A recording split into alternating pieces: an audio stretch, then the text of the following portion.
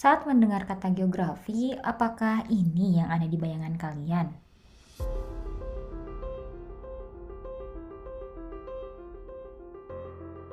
Ya, itu semua memang akan kamu pelajari dalam geografi.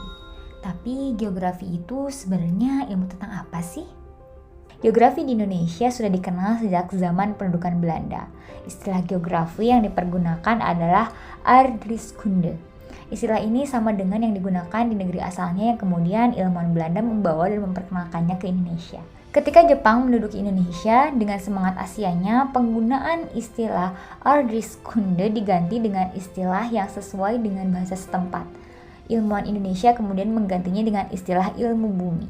Istilah ini kemudian digunakan dalam kurun waktu yang cukup lama hingga saat ini, istilah tersebut pun masih sering kita dengar. Penggunaan istilah dan pengertian sebenarnya tentang geografi baru dimulai pada tahun 1955, setelah terdapat perguruan tinggi dan kader-kader bangsa Indonesia yang mengembangkan ilmu geografi. Setelah diadakan seminar geografi di Semarang pada tahun 1972, diperoleh keseragaman dalam mengisi dan menggunakan geografi sebagai ilmu tata ruang. Sedangkan ilmu bumi lebih tepat dengan kata geologi.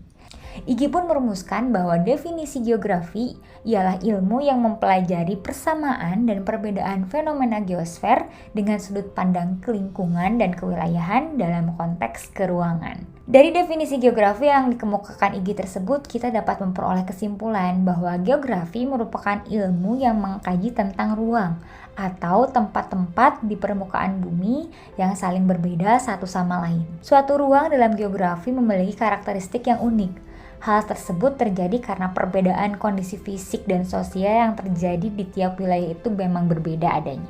Kondisi fisik dan sosial ini kemudian disebut dengan fenomena geosfer atau ragam fenomena yang terjadi di permukaan bumi.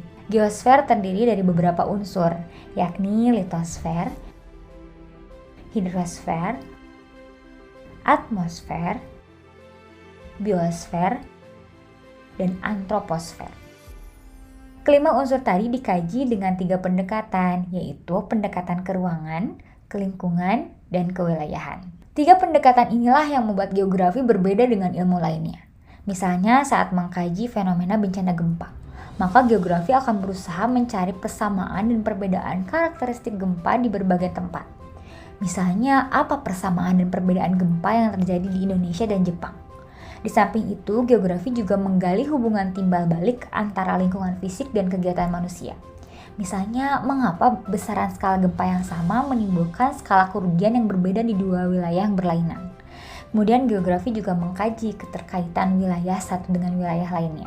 Misalnya, apa yang akan terjadi pada Indonesia jika terjadi gempa hebat di negara Jepang. Intinya, geografi mengajak kita untuk memahami ruang, sehingga dengannya kita diharapkan mampu dan terampil membaca karakteristik tempat. Baik itu dilihat dari segi cuacanya, ketersediaan air, karakteristik penduduk asli, resiko bencana, dan unsur ruang lainnya. Saat kita telah mampu membaca karakteristik ruang beserta potensinya, kita juga dituntut untuk mampu mengelola sumber daya tersebut dengan tepat dan bijaksana. Jadi geografi bukan sekedar pelajaran hafalan tentang berapa jumlah negara di dunia, gunung tertinggi, sungai terpanjang, otak paling terdalam, atau dari mana nenek moyang kita berasal.